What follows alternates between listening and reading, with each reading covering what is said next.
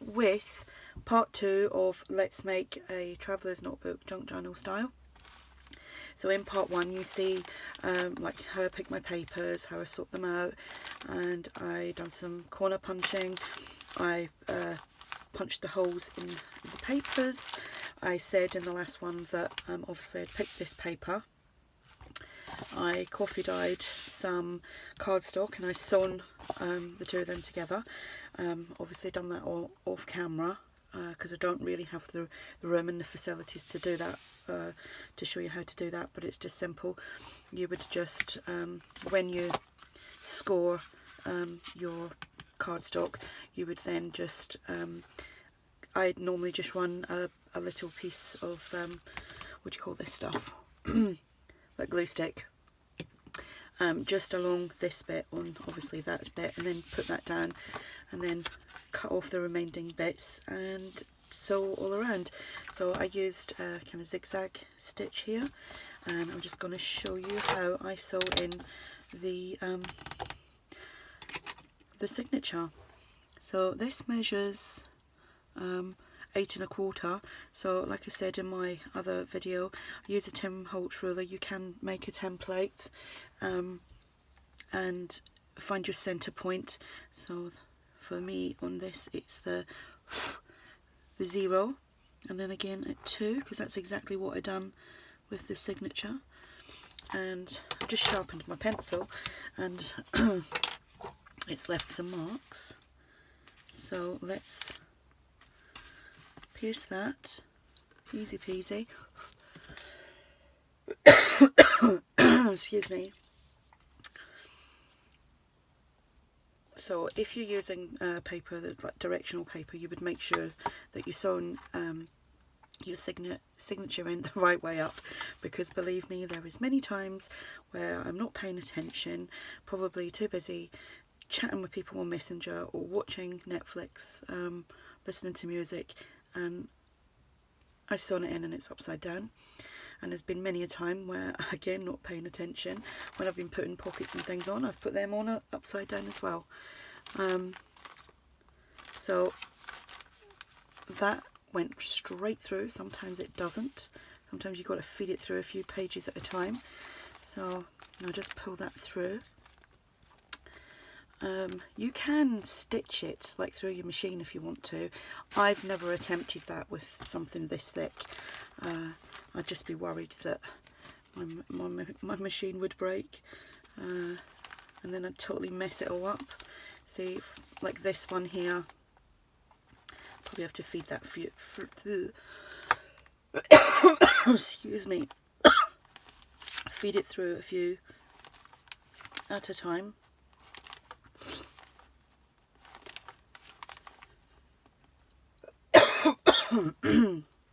Do apologise about the coughing.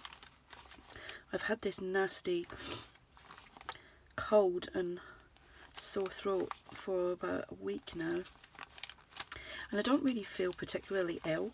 It's just like because I suffer from lots of sinus problems anyway. I've got lots of allergies. These things just seem to take ages to leave my body. When I'm out and about, I think it's because the heating's on, and it's the dry heating is really not good if you've got sinus problems. So that just irritates it a little bit. So as you can see, I started going through and coming down to the bottom, feeding it through. I'm not really worried about it being tight at this precise moment, because I just want to get the wax linen thread that I'm using. You can use baker's twine, string if you like, just whatever you have. You know, you don't have to go out and buy anything fancy. I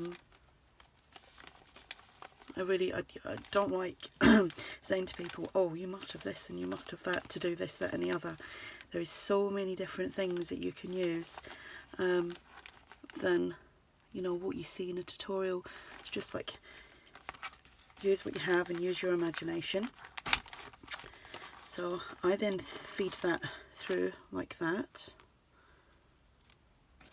The first video and this video, and if I have to do a third video, will all be on my playlist of Let's Make.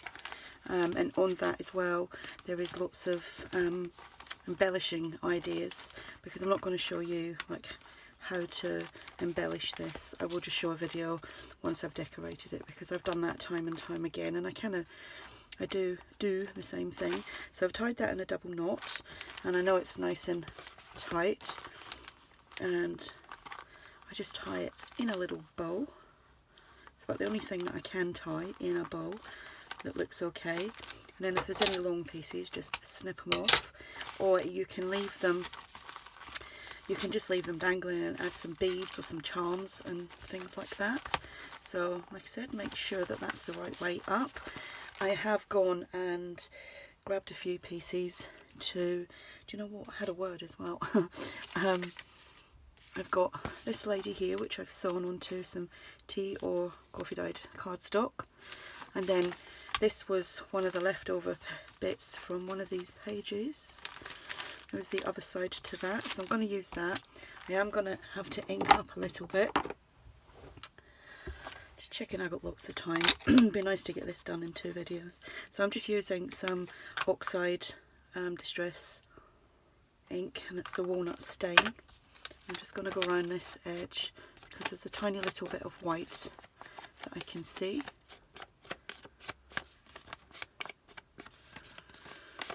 Only takes a few seconds and it's done. So I'm undecided at the moment to whether to put that on there and put the music on there. Obviously I'm going to trim that down, or do I do it that way? I think I'll do it the other way. So with this, I'm just going to tear that along, because I kind of like it a little bit raggedy. And I'm just going to tear that along here and just ink that up. You can use book page or real music paper. This is a printable. Can't remember where I got that from, somewhere on Etsy I think. So just eyeball it from now on. So that would go there, and then I want that piece to be about there. So I'm just going to rip that off and do that. Then my glue, which is probably blocked up because I didn't put the lid on it last night when I'd finished. Got a habit of doing that. So like I said, make sure it's the right way round, because we don't want an upside down journal. Or actually, if it's for yourself, it doesn't really matter. So I'm just going to put some glue on. You can use whatever glue you like, or you could stitch it on if you wanted to. But I'm just using this. I don't tend to use Fabri-Tac or the 3-in-1 anymore, because of the stinky smell, and it irritates my nose. Don't get me wrong, I do love it. I think it's great, it's fantastic. But if you're using it, I would suggest make sure you use it in a well ventilated room, because it's got solvents in it. It stinks. Great stuff, but it's smelly.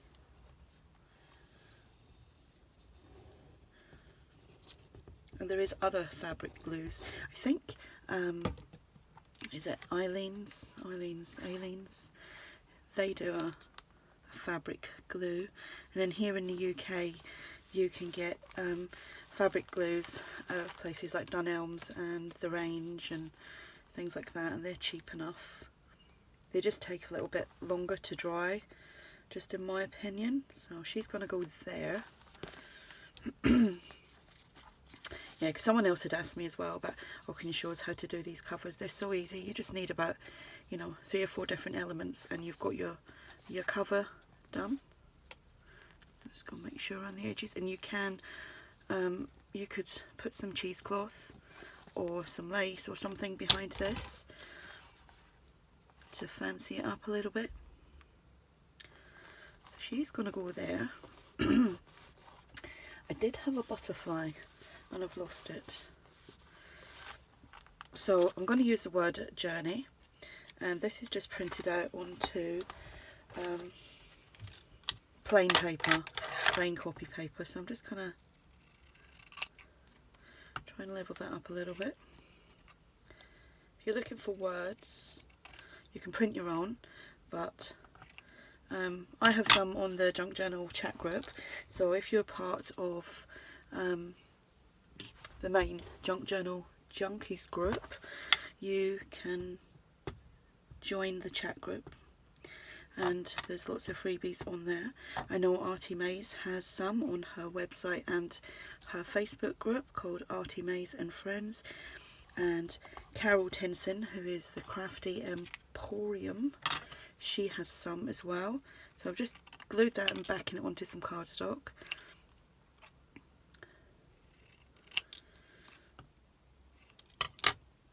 I'm just going to ink around the edges, and then I'm going to glue it onto this piece again. This time I'm just going to use the tacky glue. Just put a little bit on there, rub that over with your finger, spread it about, and pop it on there. Get some decorative scissors, if not you can just cut it however you like. I'm just going to use my pinking shears and just making like a little book platey type thing. I do have the Tim Holtz book plate die, but I kind of like doing this, just inking around the edges. And you can add some fabric underneath that. I'm just going to pop that down there. So this is so quick, easy, simple. You know, anyone can do this. Use what you have. You don't have to use digital papers, just obviously, like I said, use what you have. You know, I just use what I have and do it how I do it. I will have the measurements for the Traveller's Notebook written in the description of this video and the first one. Just checking the time, if I can talk for another minute or two. I will add the butterfly and that on there afterwards. But that's how simple that is. You know, you've got all your various pages. You could use magazine pages and envelopes and flyers and all sorts of things to make your journal, and you can gesso on it and paint on it, stick things on it, write in it, do whatever you like. So that is that. Easy to sew in, 3 holes, and you have yourself a journal to work in and do whatever you like with. Like I said, this will be on my playlist as well. The playlist is listed below, called Let's Make, and there's also a playlist for making journals as well, like bigger journals, but I thought I'd put this on the Let's Make. And the next video you see of this will be it fully decorated. So that's what I'm going to do now, and just get this decorated and see what I can come up with inside. I am going to, because it's quite bright with that pink, I am just going to dull it down a little bit around the edges with that. Nothing heavy, just to break it up a little bit. And I missed a little bit on there so you can see the white from the cardstock, because I only coffee dyed the one side of the cardstock because I only needed one side. So there we go, there we have it. Hope that was clear, hope it was simple. The measurements will be below. Check out part 1 if you've come to watch part 2 first, because this might make no sense to you. And thanks for watching, and I'll speak to you all soon. Bye.